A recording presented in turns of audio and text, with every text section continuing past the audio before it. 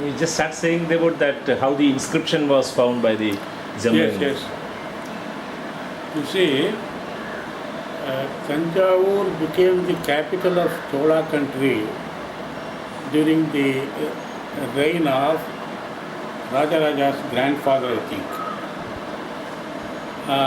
Before that, the capital of the Chola country was Varayur in Trichy. And then, of course, this Kaveri Pumbattinam, a coastal area. It was also the capital of Chola country. It was the summer capital. And the big temple at Tanjavur, the actual name is the temple of Lord Bragadishwara, the great and grand lord of the cosmos. That was built by Rajaraja. The consecration was done during the year 1010. We had that millennial celebration last year. Of course, he had recorded everything you see relating to the temple in his inscriptions. The reading of inscriptions, you see, thrived for some time, and after a couple of centuries, people forgot all about it. So for nearly 800 years, people were not able to read the inscriptions, and they forgot about the old history, and they did not even know who built the temple. One G.U. Pope, a Protestant missionary from England, of course, he was born in Nova Scotia, he settled in England, and he came to India. He was a Protestant missionary. He was well acquainted with Tamil.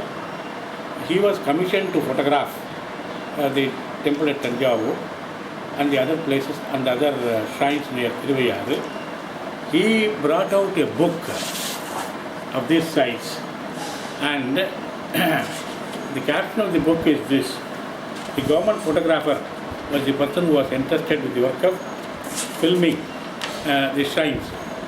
Photographic view in Tanjore and Trivadi. Tanjore is the name given by the Britishers to Tanjavur. Trivadi is Thiruvayur. Thiruvayur is the place of Tyagaraja, Saint Tyagaraja, celebrated for his celebrated as a bhakta for his compositions in Telugu.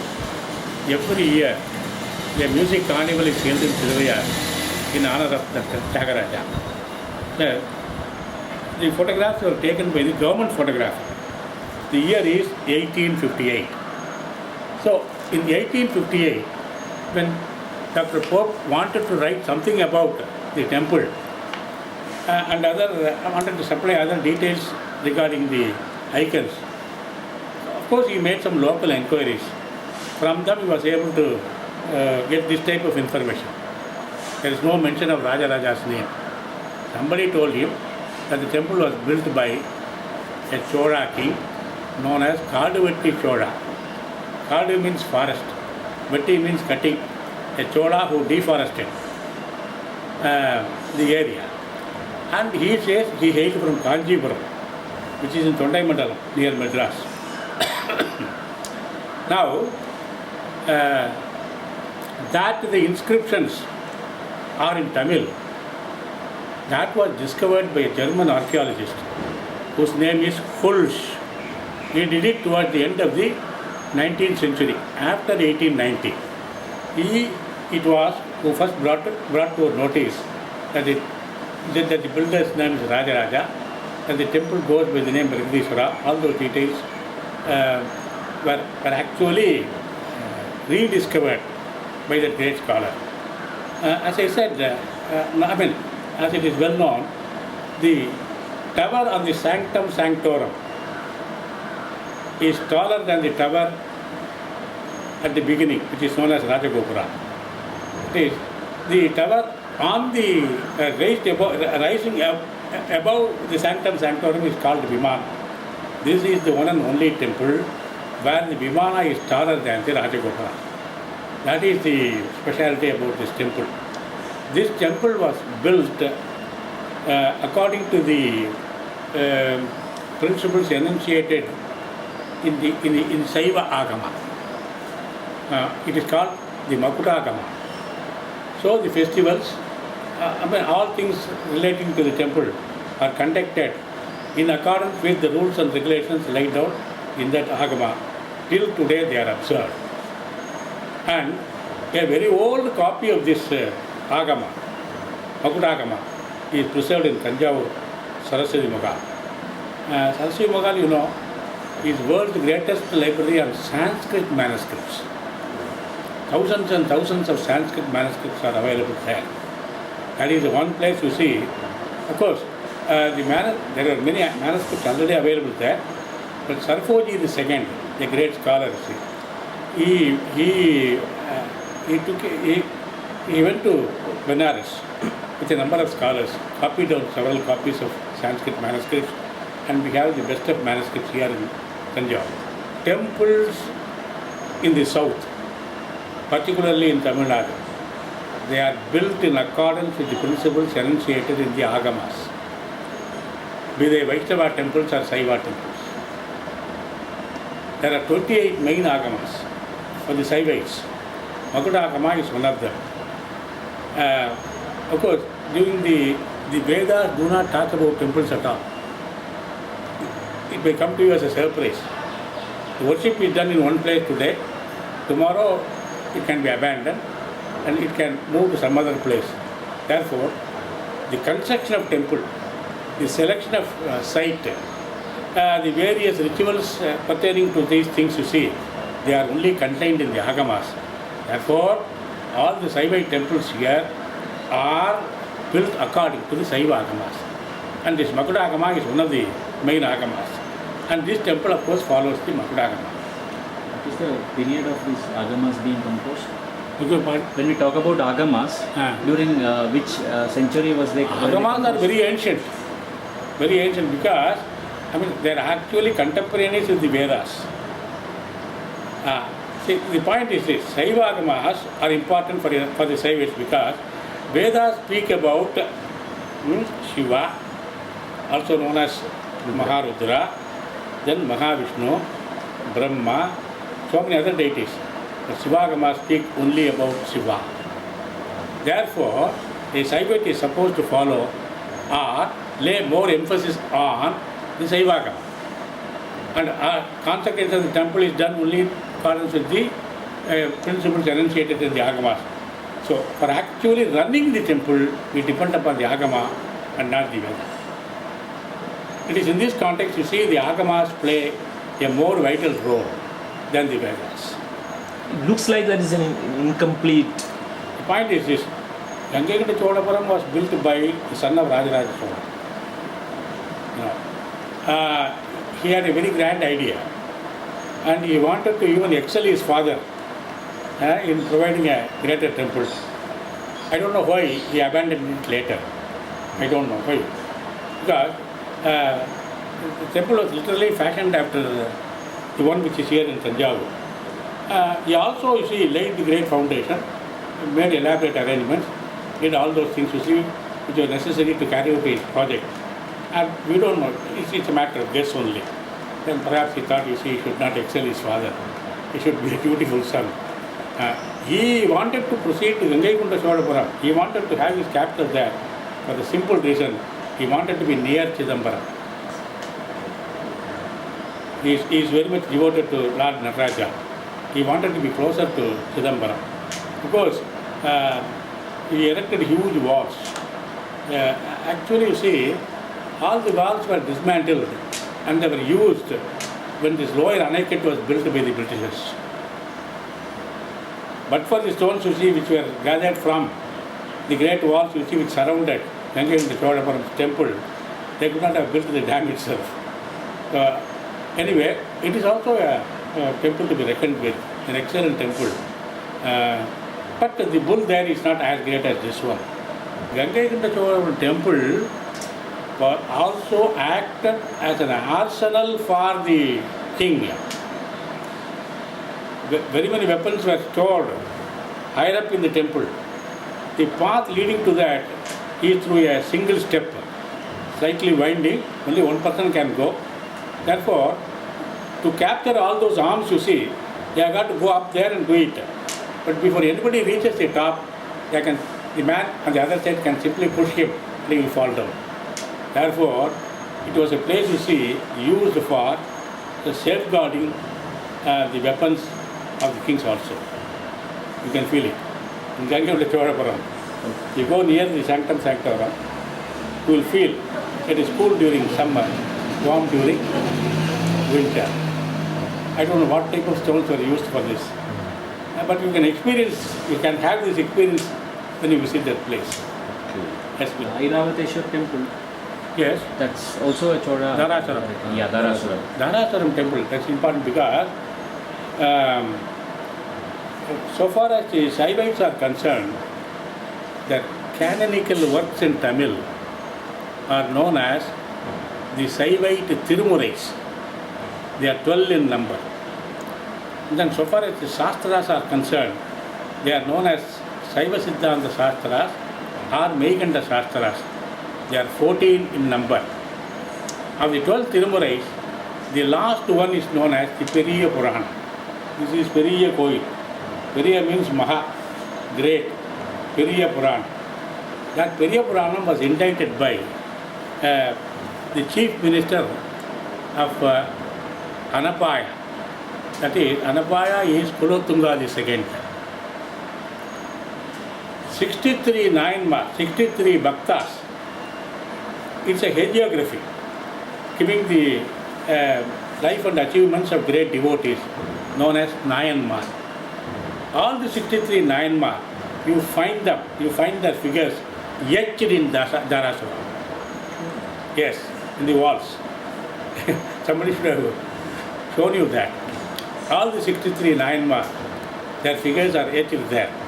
That is, the point is this, Periya Puranam in words, that was composed during the time of Anapaya, and in stone, it was recorded by his son. And Dharasaram is the first place you see where this has been done. Naturally, it is very authentic. Whenever we feel doubtful about certain passages in the Periya Purana, you can refer to the idols, icons you see etched in the temple, and that will clarify great things. That way, what shall I say? It is a lapidary scripture, a scripture in stones, a scripture in icons and idols. That is Dharasaram. What about the 108 pillars? The importance of that 108 pillars. Yeah. Pillars, you see, pillars are of many types. For a mandap, you see, you require some pillars. 16, 100, even 1000. Nutrukal mandapam, that means 100 pillars. Ayrakal mandapam, that means 1000. It did not actually be 100. If it is about 80 or 85, it is called Nutrukal. So also for 1000. See, the pillars have to be carved with great aesthetic sense. You can make the pillar portray several things. They contain several messages. They contain several icons and even ragasyas, arcanum, secrets. They are there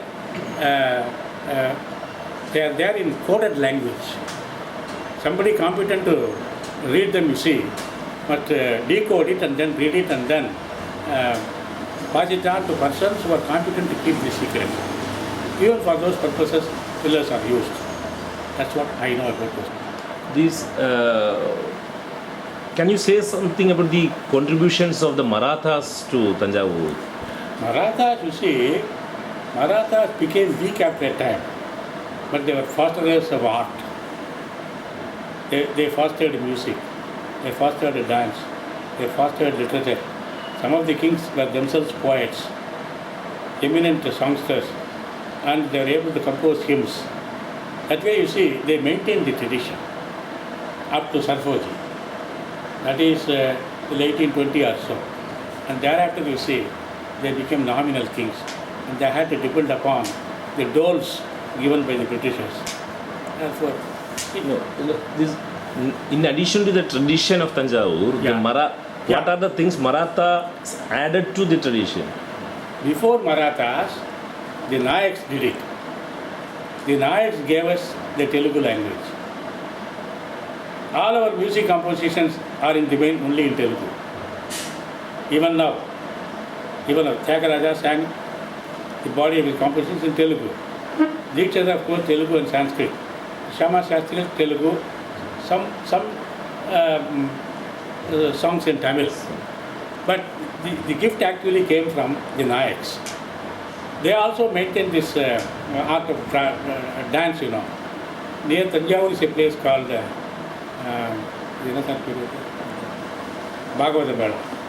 Then we have this Bhagavata Mela. Melatu. They still maintain it. But it's a gift from the Nayaks, not the Marathas. The Marathas did not ignore it. They also fostered it. There are also compositions in Maratha, but they are not as good as the ones in Telugu. There's one aspect about Tanjavur is its painting tradition. Now we saw a lot of, though faded, those paintings which are on the temple walls. You have it. They are not of extraordinary excellence.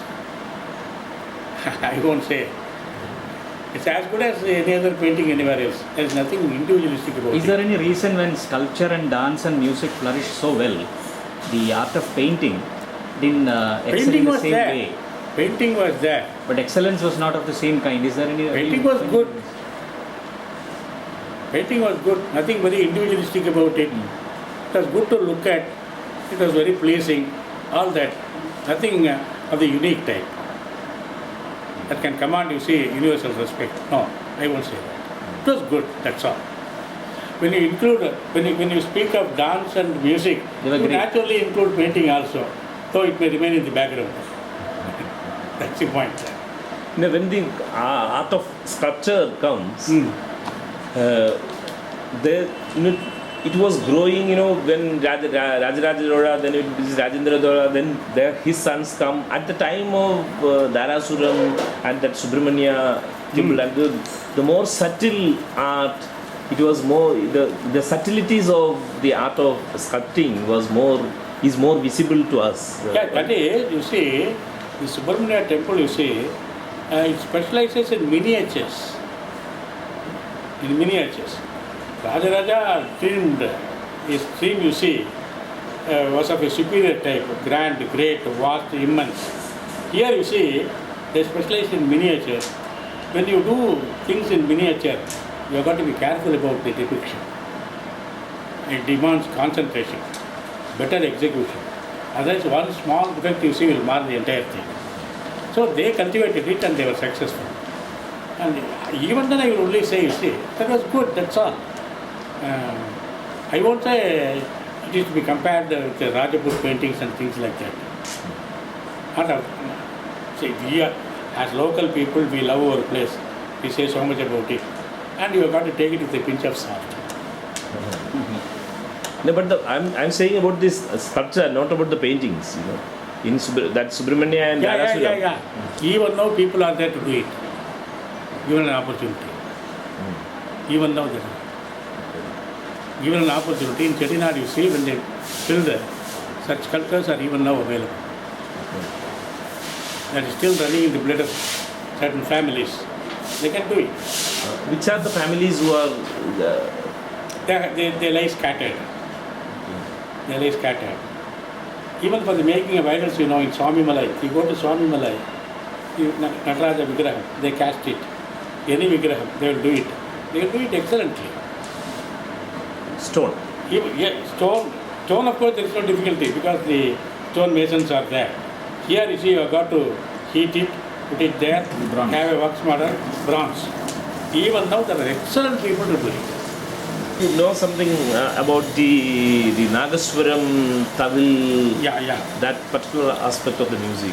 Wherever a temple flourishes, these arts flourish also. The temple is like a university. It employs so many people, belonging to so many departments.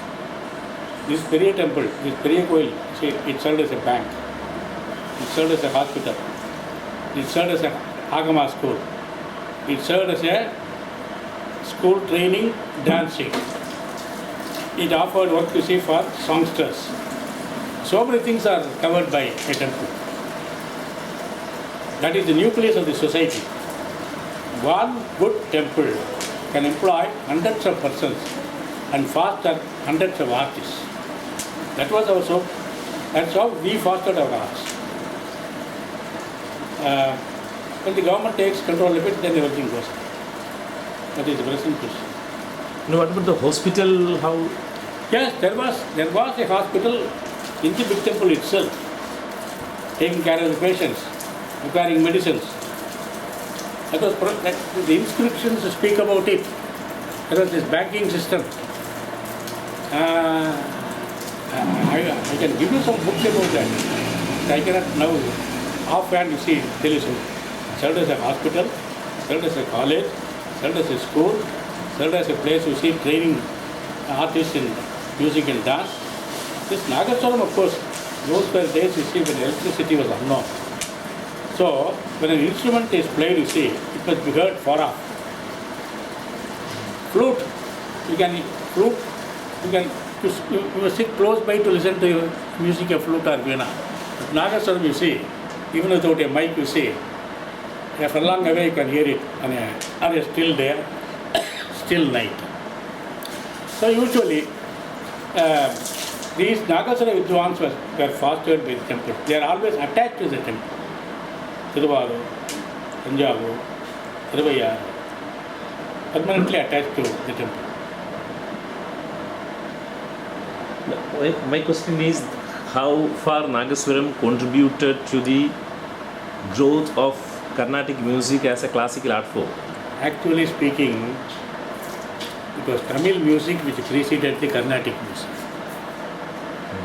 That many may agree, but that is the truth. Tamil music, you see, of course, the medium was Tamil, but the principles of Tamil music was absorbed by Carnatic music. The language changed, it became Telugu, but they still played only Tamil music. Telugu became popular, compositions were done only in Telugu, but the methods adopted by those singers, you see, they stem only from the Tamil music. Because we had our Tamil music, we had pan. Pan means, what shall I say? It is not exactly a raga. In a pan can be contained many ragas. Even today, you see, there are Oduvas, singers of Saivite hymns, you see. They sing only in puns. Pun is also, pun, you can't call a pun a raga, but a raga is included in a pun, you see. So, ultimately speaking, you see, it is the temple which fostered all these things. Leave out the language. Everything was named only in Tamil to begin with. And then, when the Nayaks came, you see, when this god is known as Tanjai Perudayar. Have you heard it? Supposing a man who is not acquainted with Tamil hears this name, what does this Perudayar mean? Then naturally, the Shivacharya has to translate that word into a language which is known to him. So he said, Peru Bragat, Udayar Ishwarar, Bragat Ishwarar. That is how the translation was done. It is so done for every temple. So, as I said, you see, the Tamilisai was incorporated or absorbed by the Carnatic music, and it was in vogue for a number of years. Because those were days when Tyagaraja flourished, when Deekshadar flourished, when this Sama Shastri flourished, and their compositions are immortal. Slowly there is a return for the old ways. They are able to live side by side, one influencing the other. That way you see we live in harmony these days. Yes, that means that the pun, you say that pun, the Tamil music, that was the Nagaswaram music. No? Yeah, because Carnatic music is a later innovation. That wasn't in existence 800 years ago. But pun is spoken to in Silappatikaram, which is at least 1500 years old. Pun is what characterizes our canonical work, Thevar, Tiruvadi, things like that. There you find the word pun mentioned. In Divya Prabandham, Vaishnavite canonical work, only the pun's name is given, not the raga. Raga came in later. It is what shall I say? It is a pun in a different guise, in a different garment. Basically, they are the same.